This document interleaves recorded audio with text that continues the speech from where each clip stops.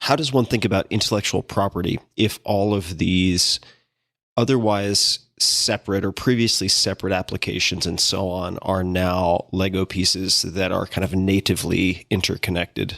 Is that a silly question? I'm just wondering if... No, it's a really good question. I mean, my high level view on it is that what blockchains do is through consensus, they protect the data. So the users own their own private data, and then sort of the public data that's needed to make the blockchain work, its integrity is protected by the blockchain. And that's what blockchains do. They get a whole bunch of people to cooperate on what the canonical output should be, but the code itself is completely open. It is kind of backwards to what we're used to. We're used to closed source companies capturing value, but here all the value is created by open source. But yeah, Vitalik, I'm sure, has a different view on this. But there's lots of copycats and clones, and there's attacks and forks and so on, and it's kind of a wild west out there. But generally, so far, it does seem like the original products and the best products are succeeding the best, and they're sort of always in the scoreboard of market cap and transactions and usage. But yeah, it's a wild west out there. Yeah, no, and I think the blockchain environment is definitely one that operates under somewhat different rules than the traditional environments, right? Like, just one example of this is the idea of forking, right? So one story that happened around the beginning of last year that I just love to tell because of how it kind of combines together the values of the space so nicely is there was this platform called Steam. And in Steam, there's Steam the platform, and then there's Steam the company, right? And Steam was its own blockchain, and Steam the company, they did have some Steam tokens, but they didn't have the right to just do whatever they want with the Steam the platform because it was a decentralized thing.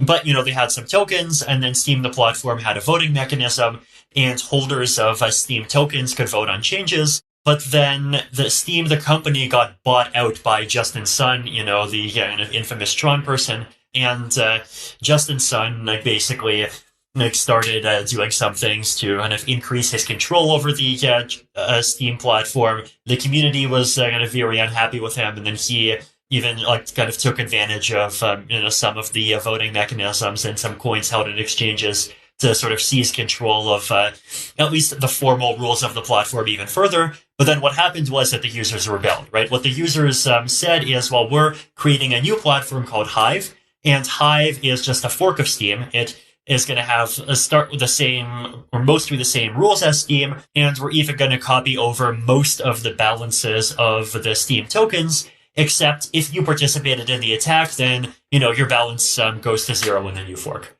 And most of the users basically kind of collectively moved over to this new fork. And, Justin Sun had this full control of an empire, but then, nobody cared about that empire anymore because everyone now cared about Hive, right? So, forking is this primitive that exists, and because of it, you do have this ability for just communities to, exert kind of collective agency and, basically protect themselves from kind of being exploited.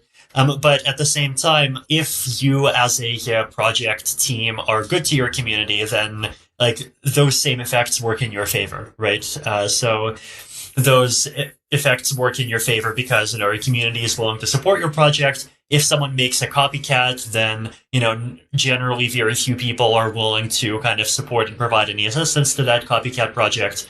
Unless, of course, you do something to betray the community's trust, in which case, that those kinds of situations are the situations that the copycat is for.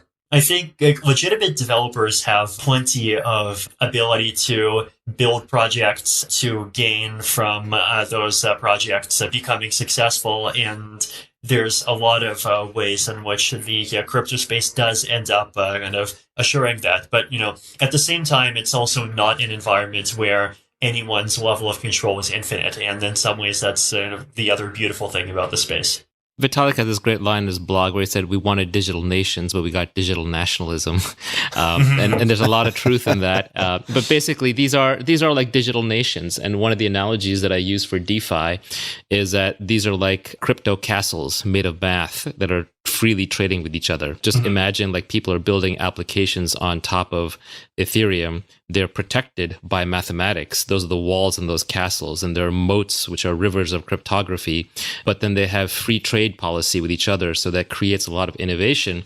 But if one of them starts misbehaving, then people can leave and go to the next crypto castle. Or, and this is where the analogy breaks down, they can actually replicate it, just create a copy and move to that one, like in the Steam and Hive example. Well, that also is, I mean, it has comparables outside of the world of blockchain and cryptography, in so much as if we look at, say, WordPress as an open source project, you have companies like Automatic and Matt Mullenweg. People may notice that M-A-T-T in the middle of Automatic has two T's, which layers then these for-profit services on top of an open source platform. And technically, someone could create a competitor. But like you said, there are these questions of viability, value add, and moral leadership, and so on, right? So there are sort of certain elements that contribute to the Ethereum ecosystem, so to speak, that you can perhaps compare to other things to help educate people as well. I was just sort of connecting some of those dots. That's a good analogy with WordPress. The place where the analogies diverge is that WordPress, it's kind of a single player game. Like each person owns their own blog. Right, Whereas in Ethereum world, you could use Ethereum to build a Twitter that everybody owns. And it requires social consensus to operate, but multiple people can put their data in. So it's this really weird thing where it's decentralized, it's open source, but it's still used to coordinate and bring people together. Blockchains combine this really weird combo of individualism and individual control and the ability to leave, along with consensus and community and cooperation, and build this giant public good. So it is its own thing. It's hard to figure out, but it's worth figuring out, because this is the next phase of the internet after mobile.